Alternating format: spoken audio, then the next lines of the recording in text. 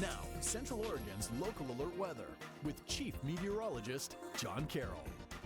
Well, folks, we had a very mild day today. Temperatures got up into the 50-degree range. We got 52 in Bend, 53 in Redmond, and we are going to get back into the 50s for a couple more days. Enjoy it while you can. It's going to get cold over the weekend. So here's a look at the time lapse. Here are the folks that love the snow, love the cold air. Look at this. This was from this morning. Just a couple of high-level clouds drifting overhead from top of sunrise, and it's just a lovely shot there.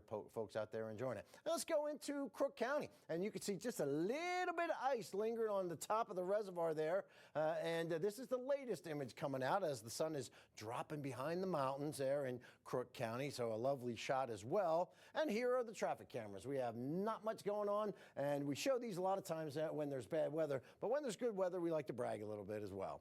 Here's what we're tracking. We got mild temperatures in place. They're here. They're sticking around for a couple days. It's dry and quiet. Winds last night were a bit noticeable in the 20-25 mile an hour range. They've relaxed a bit, but then by the time we get to the weekend, it's going to get much colder.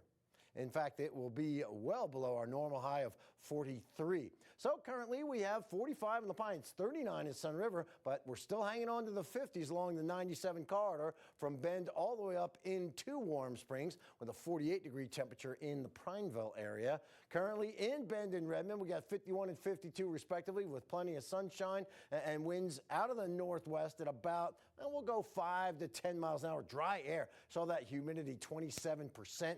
That is dry air, and that will allow temperature to drop fairly quickly tonight as we will see temps into the 20-degree range right around 8 o'clock and bottoming out in the low 20s as we get into the wee hours of the morning. Here are some other numbers we have to look at. 12 degrees for the low in La Pine, 16 in Sun River and in Sisters, and we're looking at an 18 for an overnight low tonight in Redmond. Highs tomorrow, get back into the 50s. At least in Bend and Redmond, 51 and 52 respectively, which is coincidentally where we are right now. 48 in the Prineville area is what I'm expecting tomorrow as well. What about the satellite and radar? Not much in the way of satellite imagery, not much in the way of rain shower or snow shower activity, obviously. There are some snow showers falling in through portions of the Rockies there in Montana, but not much close to home. High pressure's in control. It's dominating the area. Here's the ridge. You see the yellow here? This is the warmer air going all the way up through the Gulf of Alaska. So the warming pattern is in place. Tomorrow, same deal, although we do see some blue. That's some cold air trying to creep into the eastern portion of Oregon. Then as we get to Thursday, this high drops, so it shows signs.